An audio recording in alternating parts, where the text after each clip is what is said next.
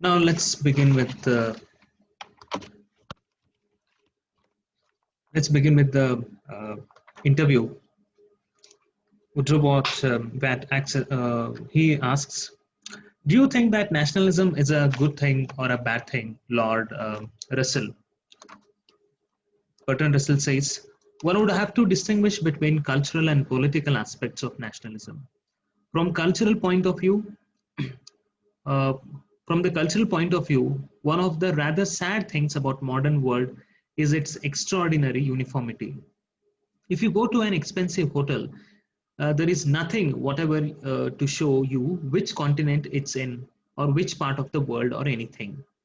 They are all exactly alike over the whole world, and that gets a little dull and makes traveling really hardly worth doing. Now, the first question of the interviewer is nationalism good or bad? Now, Russell is talking about a particular kind of. Now, remember, this interview had taken place in 1959, and he is saying that he in this he is commenting about the cultural and political aspects of nationalism, and he says one of the thing which he doesn't like is the uniformity which the nationalism has brought. Now, this was the time when globalization had not taken place. And in that time, during that time, even that in that time, Russell feels that there was a lot of uniformity. If Lord Russell was, if Bertrand Russell was alive today, I don't know what his answer would have been. Because today there is even more uniformity due to globalization. Now goods actually move across the world very easily. Capital moves across the world. People move around the world because transportation has moved very at a very fast pace. Because of internet and everything, today world is more uniform, because if you go to even food joints, the kind of food you are going to get in America, for example in McDonald's or Burger King, will be the same in India. Now, because of globalization, mass media, social media, there is because of the transportation, because transportation, it is very easy to travel around the world now. Because of all these things, there is more uniformity today now. Now, because of this uniformity, what we are losing is our diversity.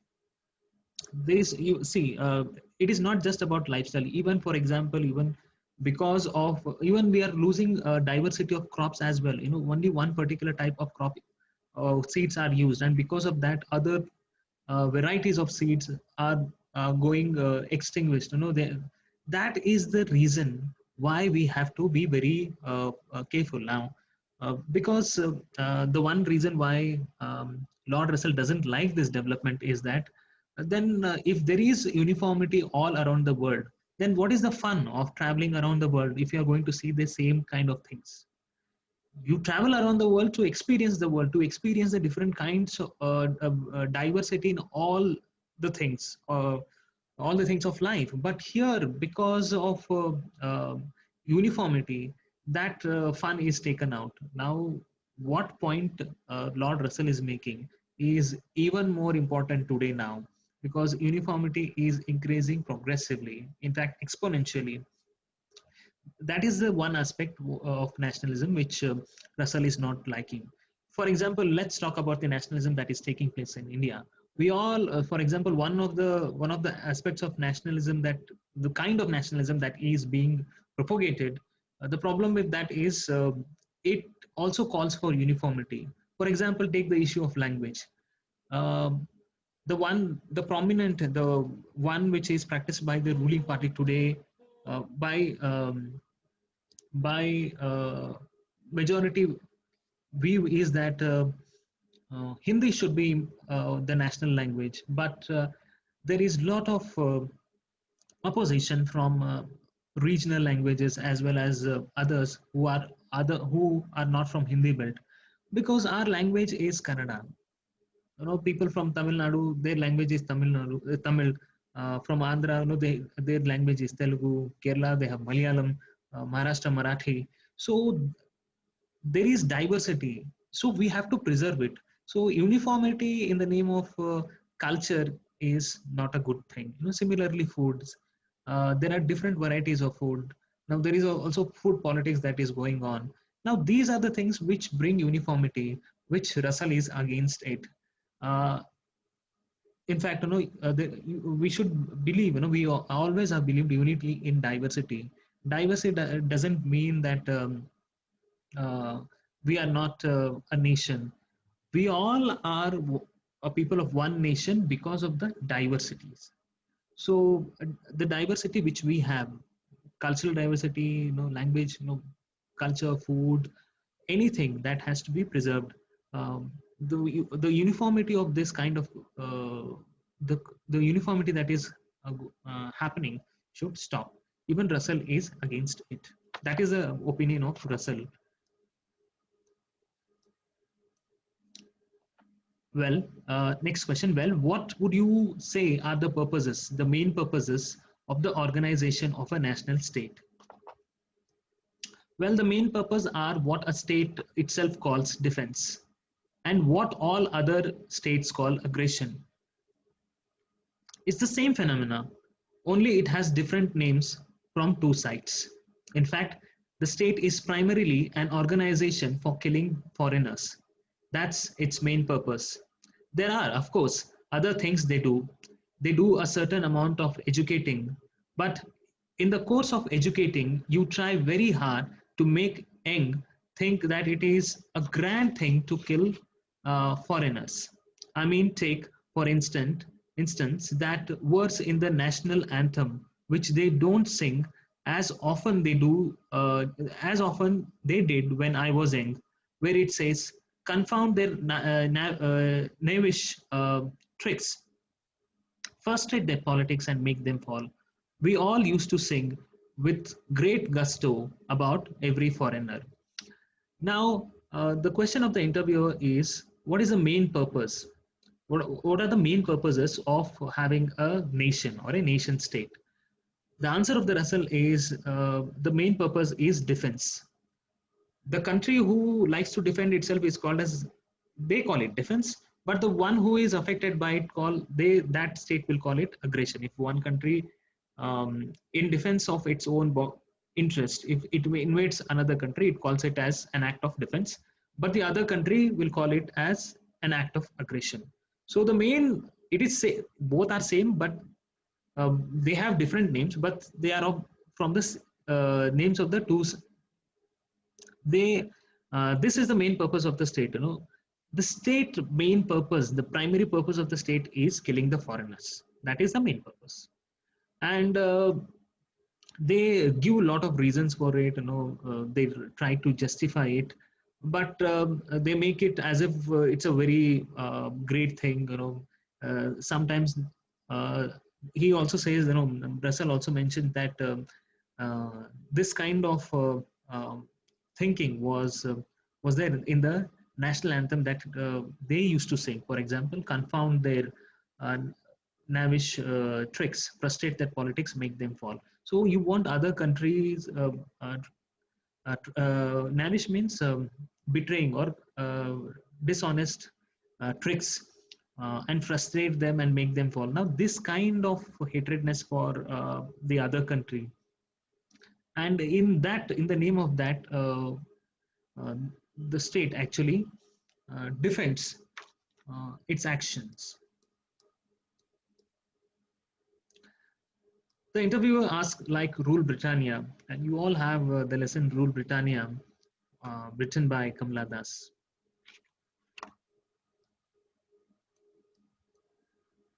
Well, Britannia also. Now, since Britannia ceased to rule the waves, we cannot very well say, rule the United States. The United States rule the waves because it won't scan. And so we have dropped the whole thing. Oh, that's the sort of thing you mean nationalism being harmful. What I mean by it being harmful is that it's part of its teaching to inculcate the views of your own country is glorious and has always been right in everything. I don't think that it's right to view foreign nations in that way. One sees curious examples of it. I wrote a book in which I was talking about nationalism, and I said, there is, of course, one nation which has all the supreme virtues. That very nation arrogates to itself and arrogates to itself. That one is the one to which my reader belongs. And I got a letter from a Pole saying, I am so glad you recognize the superiority of Poland. Now the next question of the interviewer is nationalism, do you mean nationalism is harmful? See, it becomes harmful when we start propagating that their own country is very great and everything that country stands for is correct. Now, what will happen if you start making such claims? What will the other person will think? I don't think that it's right. And the Russell says it is not right to think about foreign nations in the same way. For example, we talk about how we were so great during ancient period, and only after that we produced so much of literature. We did great in science. We built great buildings. We did great work in architecture. But after that, there is a kind of belief that it is because for foreigners, who were not Indians, came to India, and because of their rule, we lost everything, and um, then the Britishers came, and then history goes on. So in the same way, every country can boast something great. We have great accomplishments in our. We have done great accomplishments throughout our history. Similarly, Chinese civilization. Similarly, Europeans have done well. So every country has done great, but if you start believing that you are the only country which is great, and all the good work is done by the your own country, and that the country is always right. Now what happens is, if everybody starts thinking like this, what will happen? Obviously there will be a lot of problems. You will not accept what the other country is saying. You will not acknowledge the contributions of the other countries. Now, finally, we all are human beings. That is the problem. That is the problem of today's world. We are dehumanizing the things. Instead of acknowledging if they have done great, we should be ready to acknowledge it. But if you go on saying that only our country is great, then it leads to problem. Russell says, I wrote a book in which I was talking about nationalism, and I said that there is, of course, one nation which has all the supreme virtues that every nation arrogates to itself. That one is the one to which my reader belongs. So the Bertrand Russell had written that there is one nation which has all the supreme virtues, and that nation is the reader who, that particular nation is the reader who reads his book. So one Polish national, the citizen from Poland, he got letter from this person saying that he is very glad that Bertrand Russell had accepted that Poland was superior. Now that kind of see that is the kind of nationalism which is harmful. Can you give any more illustrations? Yes, there was a very charming young lady at a meeting of the United Nations who was much given to riding a bicycle. She came for Ecuador, and her bicycle ran with her down a very steep hill, and she might easily have been killed. And my friend Gilbert Murray asked her, were you not frightened? Were you not frightened?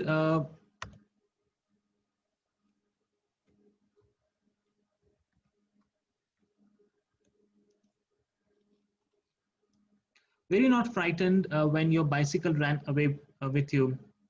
And she said, oh no. I said to myself, remember that you are Ecuadorian. So after giving an example of the letter which he received from a Polish national, in which he had written that he is happy that Bertrand Russell had accepted the superiority of Poland.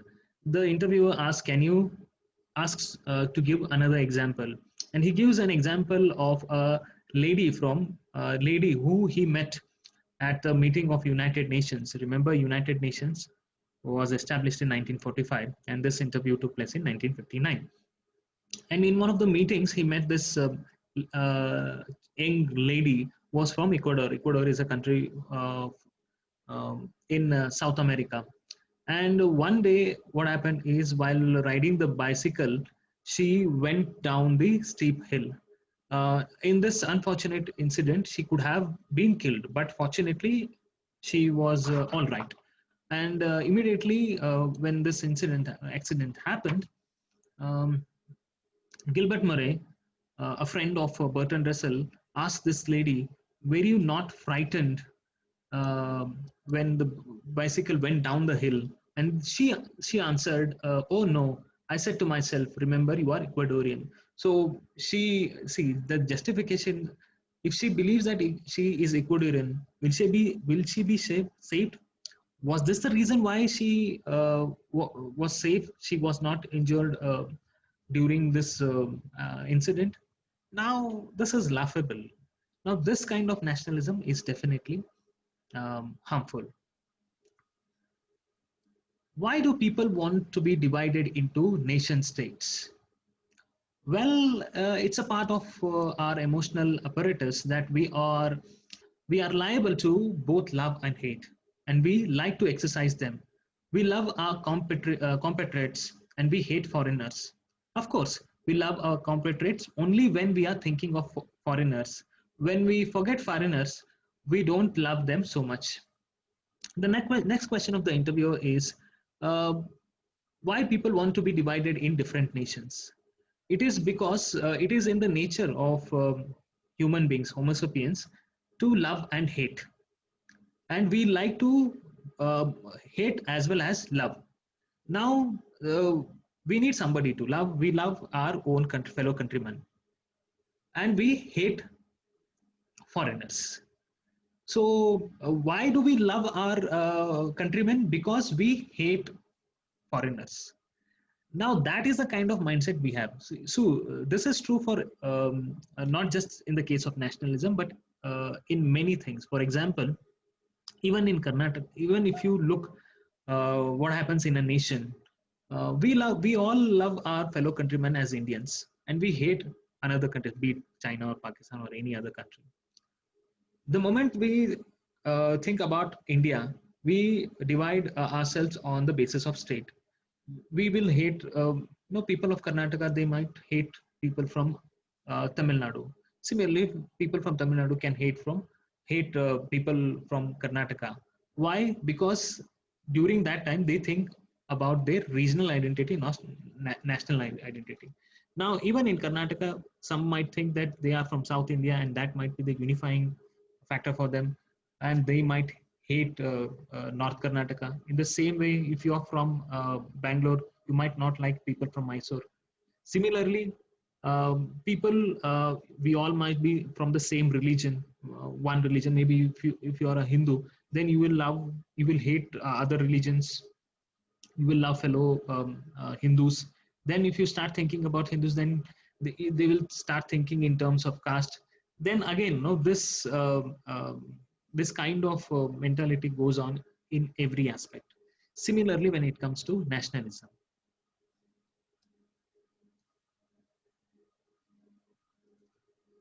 But then what would you like to do about this?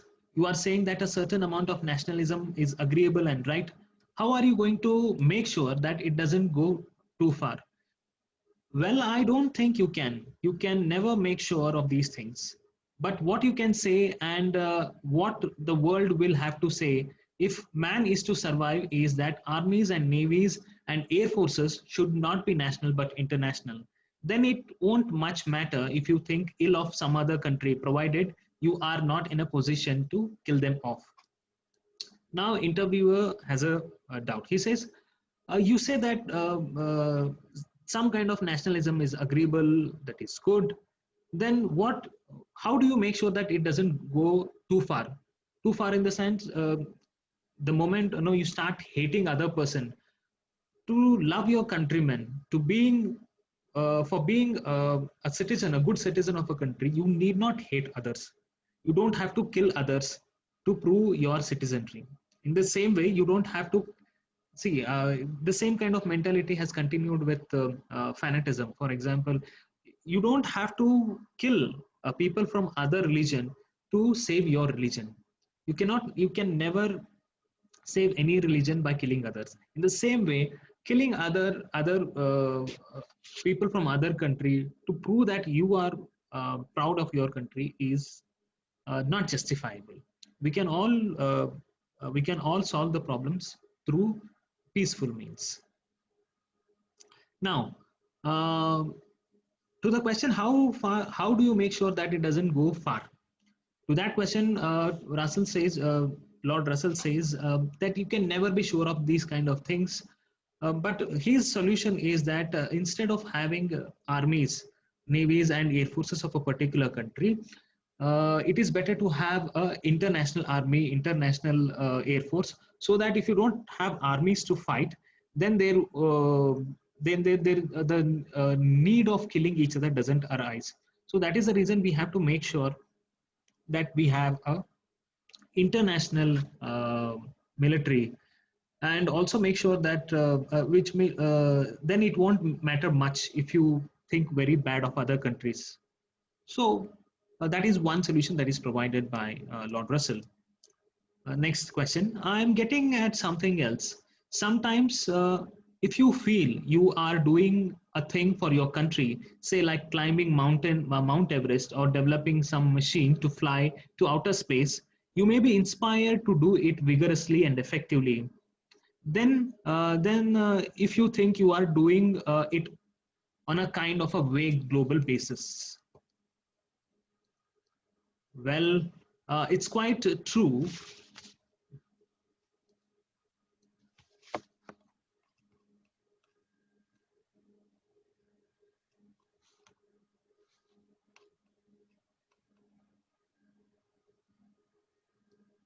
Well, it's quite true. People want rather narrow stimulus, but I think there are plenty of ways of keeping that. I mean, take a thing like a Mount Everest expedition. It's not only a country that does it, but almost always some institute or some collection of rich men or something of that sort.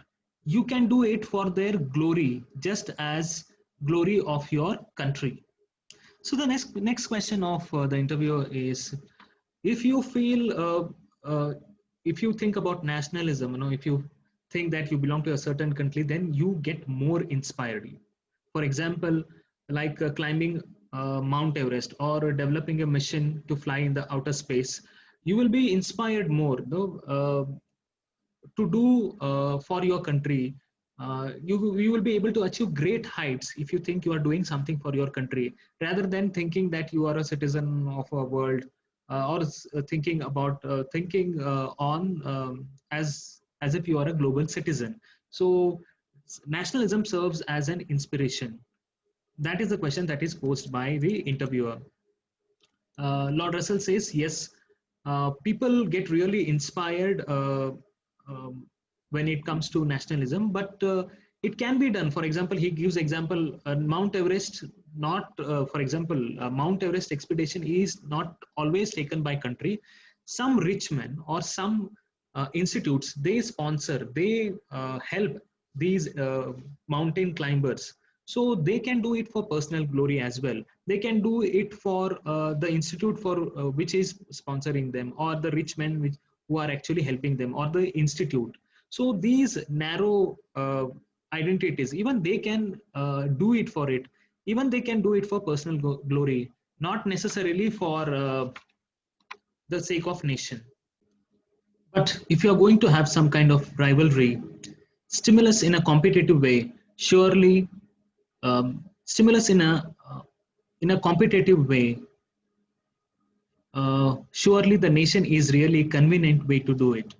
Yes, I don't mind at all having competition and emulation, provided it does not involve killing. If one city builds a very fine town hall, another thinks we must have a fine town hall. Well, all that's a sort for the good.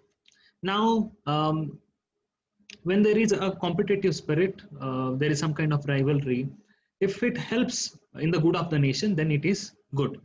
Lord Russell, Bertrand Russell is of the opinion that such kind of competition, which does not involve killing of people, is good. If a city builds a very town hall, then if the competitive spirit uh, uh, uh, motivates the another city to build another that motivates them to build their own fine town hall, then it's good. If a certain country accomplishes a certain thing in any field, if that motivates, if that brings out the best in the other country, then that sort of competition is good.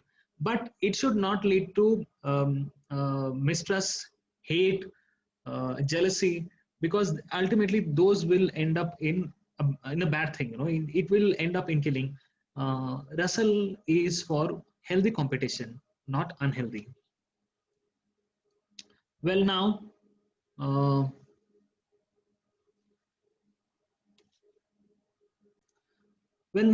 how are you going to run an orderly society, particularly in times of danger, crisis, and tension, if you don't believe in the proposition, my country, right or wrong?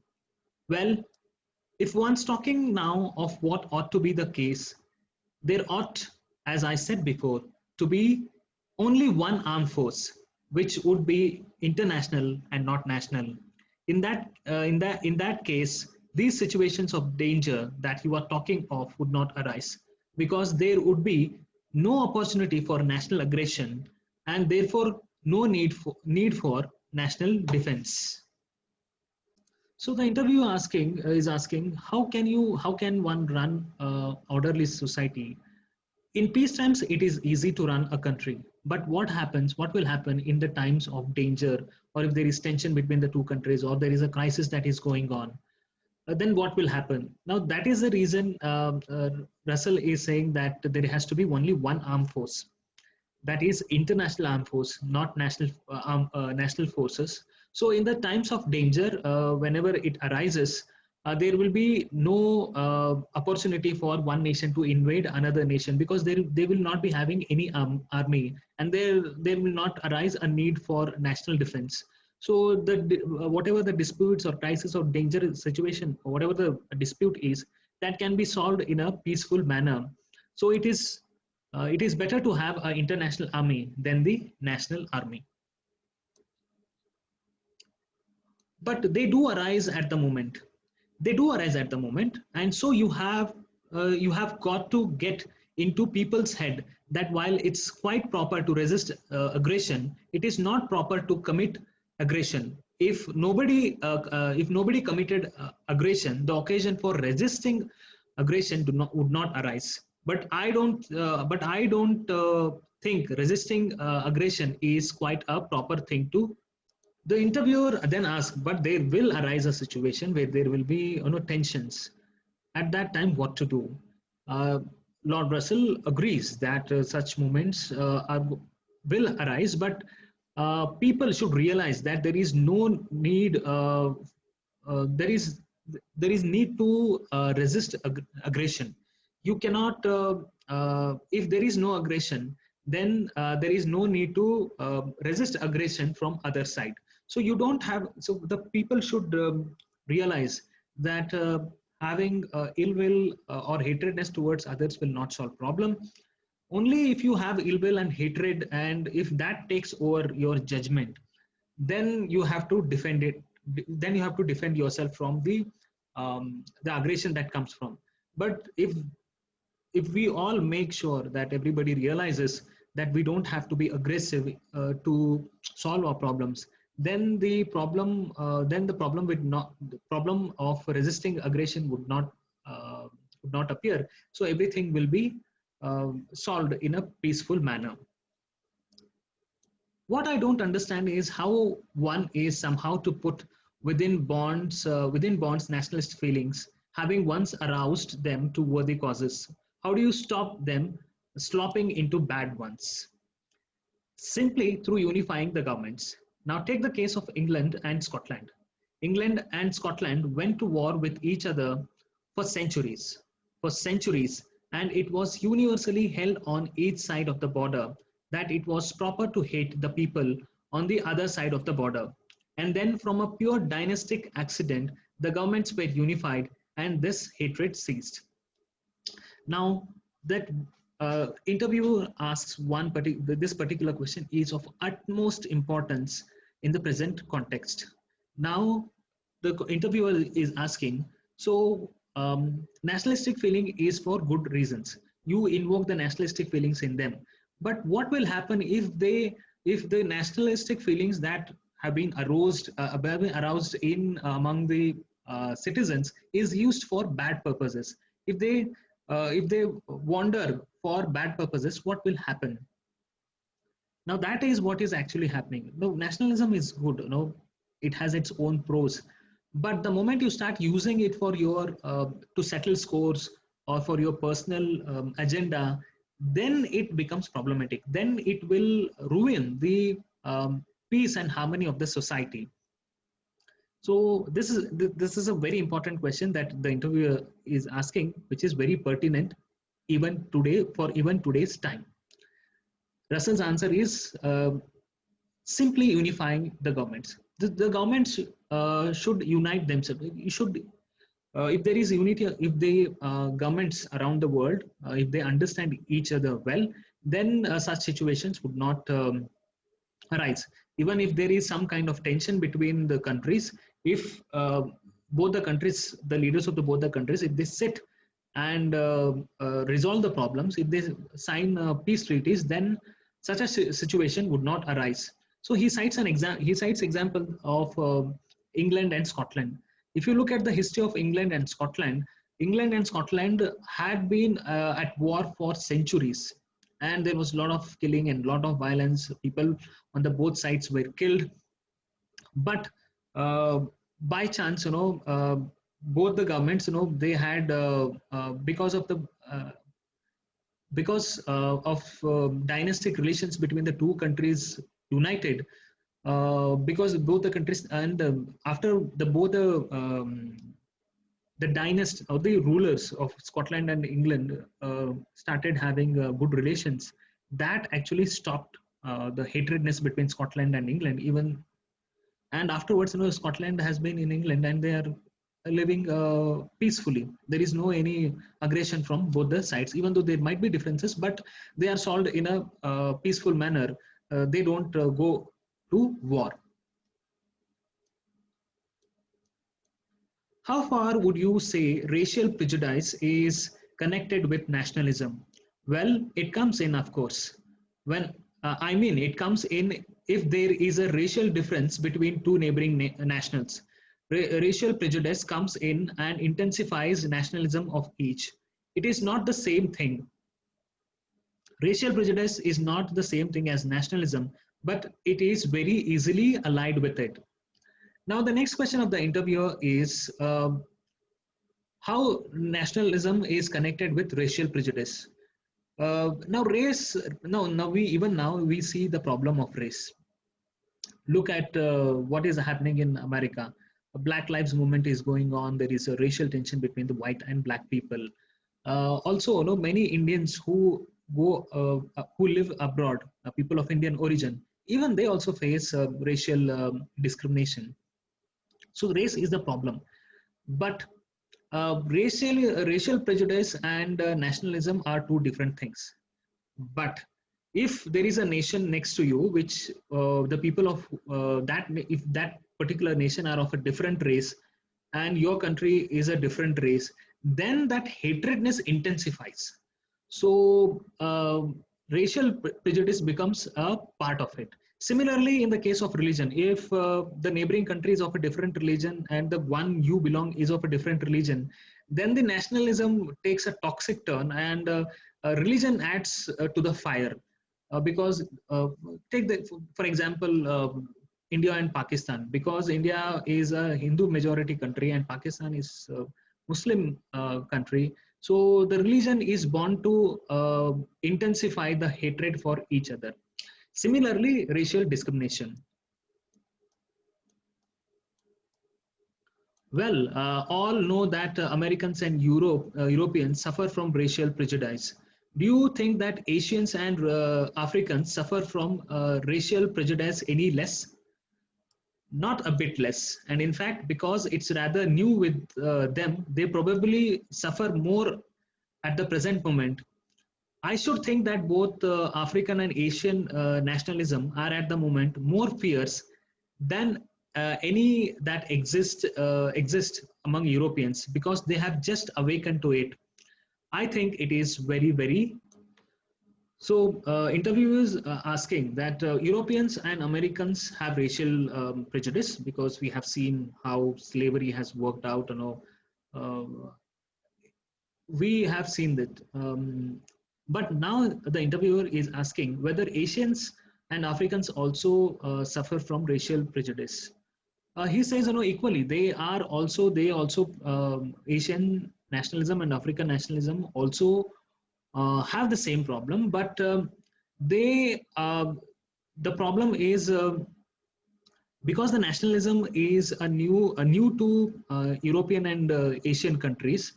It is more fierce because nationalism has existed in Europe and America for a long time, but because the Asian and the African countries are experiencing it for the first time, because it is new to them, so the danger is more in the context of African and Asian countries. Is this an inevitable pattern? Russell says, no, no, it's not inevitable. It does not always happen. I think one must take India as a case of how it doesn't always happen. I think India, since it became free, has been singularly without any sort of vice, which often happens to liberated peoples. The next question of the interviewer is this a pattern, some kind of inevitable, is it some kind of a pattern which is inevitable, that nationalism is born to give rise to racial prejudice and other kinds of problems? The answer of Russell is not necessarily. Now, remember, this is 1959. If Russell was to give interview today, maybe he would not have given this answer, because today we again are facing a lot of problems uh, with respect to nationalism, because of the kind of nationalism that we are that is being propagated and that we find around us is dividing the people of India. Now that is problematic, but the answer that Lord Russell gave in 1959 is that look at the case of, he citing the example of India, where he is saying that India does not have any problem, which is an exception, because the moment people get the moment people get into the phase of nationalism, they um, that it takes a different turn. No, that is a problem which is not suffered by India, but I don't think it is true in today's context. Why do you think nationalism seems to be much more virulent today than it ever has been before? Oh, it's due to education. Education has been an awful lot of harm. I sometimes think it would have been better if people were still unable to read and write, because the great majority, when they learn to read and write, become open to propaganda. And in each country, the propaganda is controlled by the state, and is what state likes. And what the state likes is to have you quite ready to commit murder when you are told to. The next question of the interviewer is that nationalism has become more virulent. Virulent means toxic or poisonous than before. Uh, Trust me, it is more toxic today than it was in 1960s or 1950s? The answer that Russell gives why it is more toxic during that time. The answer of the Russell is that it is due to education. Education has caused a lot of harm. In fact, Russell is of the opinion that it is better if people. It would have been better if people were unable to read and write. It is because people, because now, because of education, a majority of people know how to read and write. Because of this, uh, state actually uses propaganda, and that propaganda is controlled by the state, and it controls the media, it controls everything. So you are fed what the government wants you to think, and using that, it uses popular media, and then using that, it wants it's it also controls the education, it controls media, newspapers, everything. So by using these as a means, government would always like to control the minds of its citizens. It would like to think on the lines of what the government actually or the state likes to want. And sometimes, states like to go an extent to it will go an extent the propaganda to go to the level where it would want you to commit murder on its behalf. Now, it's exactly that is happening even today. People of the same countries, look at WhatsApp lynchings. People are killing each other just reading the WhatsApp forwards, and these WhatsApp forwards are nothing but propaganda. Now, why? See, the purpose of education is to enlighten the people, to change their mindset. But unfortunately, what is happening is people are becoming more literate, not educated. They know how to read and write, and how to perform, how to use education to do their duties in their daily life. But the problem is, are they educated? Have they really realized the purpose of education? Answer is no. That is the reason why they fall prey to propaganda, and they don't really apply their minds, and they think about what the government is actually doing and what government is actually wants them to do. So because of that, the problem arises. That is the reason. But Bertrand Russell is saying that education has done a lot of harm, and that is the reason why nationalism has become so toxic. Now, today, it has become even more toxic, not just because of education, but also because of social media and digital media.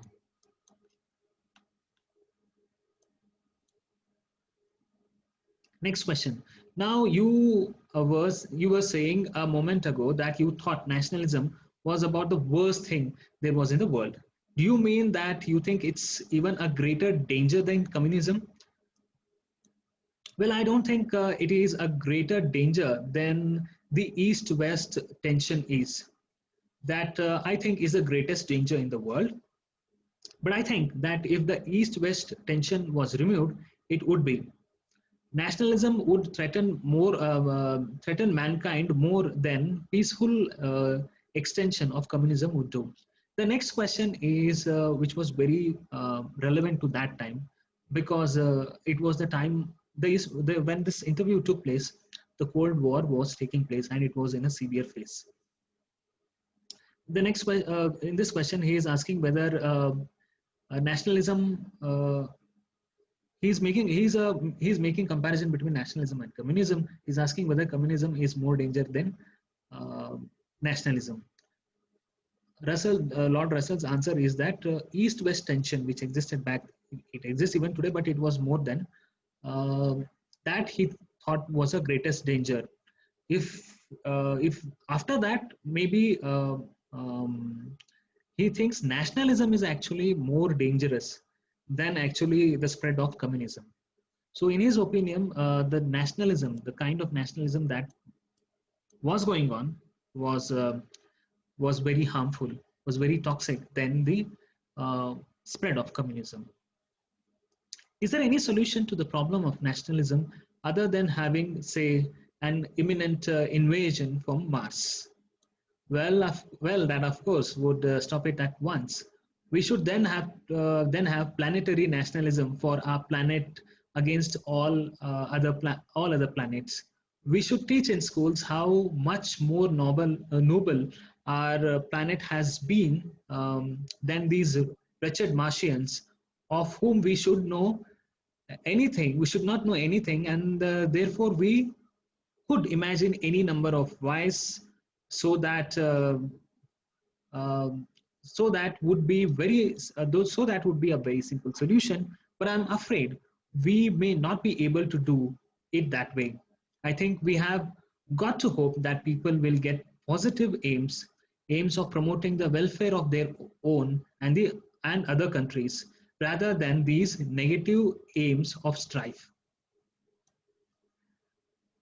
Now, the last question of the interviewer is there any solution to the problem of nationalism? And he cites an example. Maybe if there is a imminent means there is an imminent means about to happen. If there is an invasion about to happen from Mars, then the Russell says, of course it would stop at once, because the moment you start talking about a planetary nationalism, all the countries of the Earth will become united, and they will love each other, and they will start hating Mars. So that's how our love-hate of Homo sapiens work.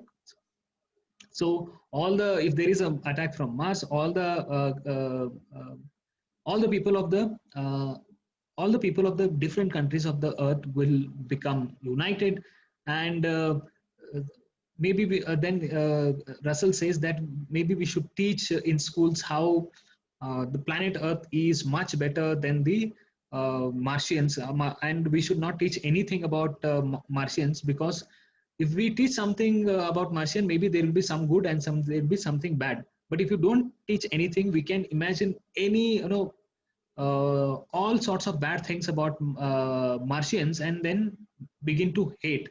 The moment you begin to hate them, you start loving your fellow beings of the earth. But Lord Russell says that I'm afraid we may not able to do that way, uh, because that is not the right way to do.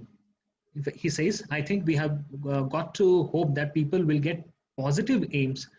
um, Lord Russell is of the opinion that people should realize that we should always think about the positive things, like promoting the welfare of their own country, as well as of the other countries.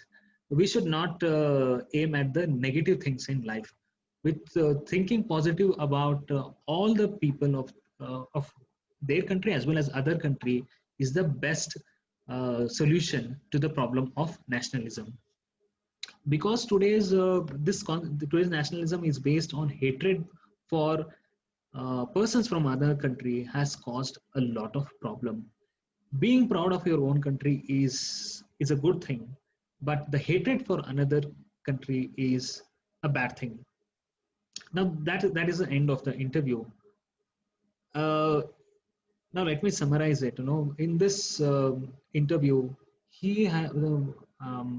Bertrand Russell has gone at length to talk about nationalism.